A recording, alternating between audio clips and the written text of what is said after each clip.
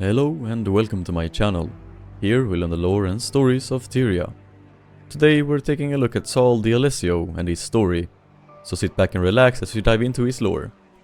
As always, you can find the full lore on the official Guild Wars 2 wiki. Now, let's begin.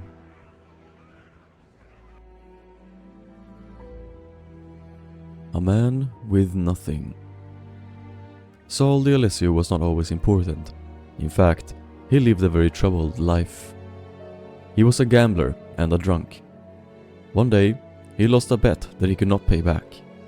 The people he owed money to threatened to break his fingers or even kill him if he didn't repay them. Desperate, Saul began robbing travelers. Over time, he managed to pay off his debt, but one of his victims recognized him, and he was caught. He was put on trial and punished with exile from Kryta. The authorities blindfolded him and took him far away from home. For 3 weeks they traveled before leaving him alone in the wilderness. Saul had nothing. No money, no food, no direction. He wandered through a thick forest for days, surviving only on roots and berries. By the 4th day, he was starving and barely conscious. Then he saw something strange. In front of him stood a great city with tall towers shining with gold and white stone. It looked so beautiful that Saul thought it was a dream, but it was real. This was Bavanissos, the hidden city of the Mursat. As Saul walked into the city, he saw the Mursat for the first time. They looked graceful and powerful, unlike anything he had ever seen. Weak, hungry and exhausted, Saul fell to his knees and bowed before them. He believed he had found gods, and the Mursat saw in him someone who could be useful. Founder of the White Mantle. When Saul returned to Kryta, he had changed completely. He no longer drank, he no longer gambled. He now had purpose. He wore a clean white robe with gold stitching, and he looked healthy again. He spoke of powerful beings called the Unseen Ones, the Mursat. He believed it was his duty to spread their message. At some point, Saul traveled to the Isles of Janthier and returned with a powerful artifact, the Eye of Janthier. Using this artifact, he gathered followers. At the time, Kryta was in great danger. The Char were invading, the Lion Guard had fallen, and King Jadon had fled. The kingdom had no leader. The people were desperate, and Saul gave them hope. He gathered more and more followers, helping people and spreading his beliefs.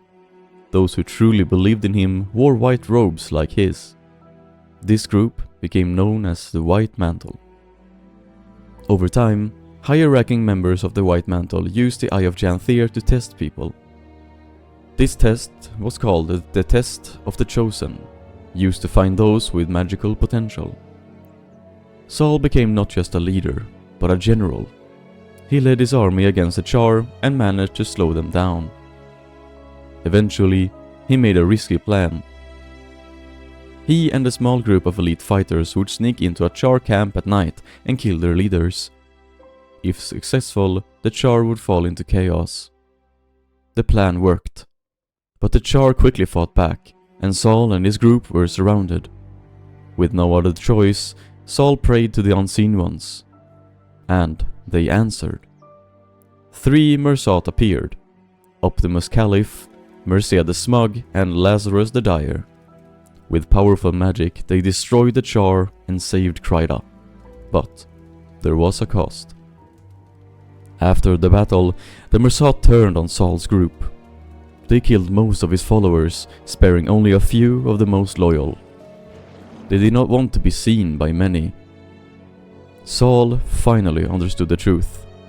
The things he believed were gods were not kind. Before he could warn anyone, the Mursat took him away.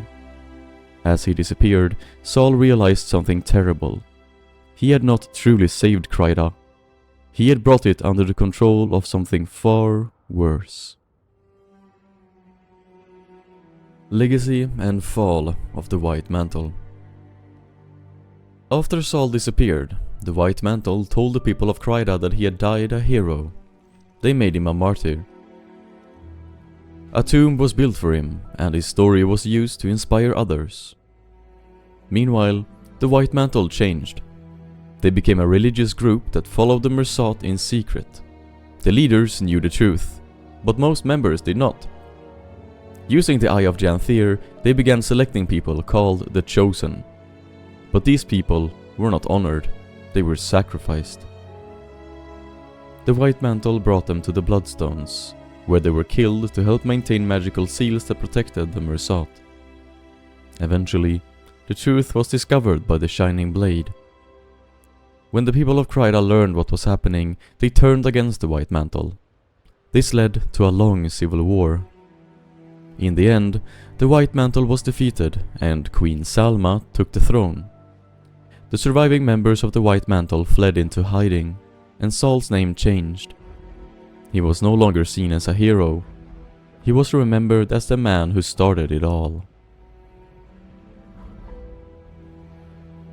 The Bastion of the Penitent. Unknown to everyone, Saul was still alive. The Mersat had taken him to a prison called the Bastion of the Penitent. There, they used the Eye of Janthir to keep him alive for centuries. He was tortured again and again. A cryptid named Deimos fed on his emotions, his guilt, fear, and pain. Saul tried to escape and even communicated with other prisoners through notes, but he failed. Eventually, he was locked in complete isolation. After the White Mantle fell, the Mersat were believed to be gone, but Saul remained trapped.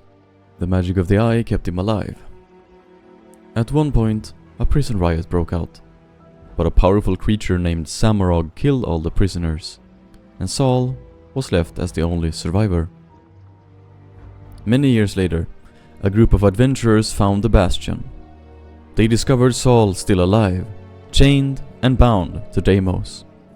They freed him and helped him fight against the force tied to his suffering. Together, they defeated Deimos. When it died, the power of the Eye of Janthir faded. Without it, Saul could no longer survive. After centuries of suffering, his life finally ended. The people who found him chose not to tell the world. They did not want to cause more conflict or damage his story further. Instead, they buried him quietly in Kryta. At last, Saul D'Alessio was at peace. Later, his spirit appeared one final time to give thanks. Final reflection. Saul D'Alessio's story is not simple. He was a criminal, a believer, a savior, a victim, and in the end, a man who endured the consequences of a single choice for centuries. His story is not about power, it's about faith, and what can happen when that faith is placed in the wrong hands.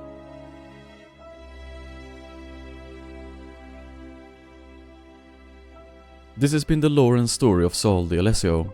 I hope you enjoyed this video.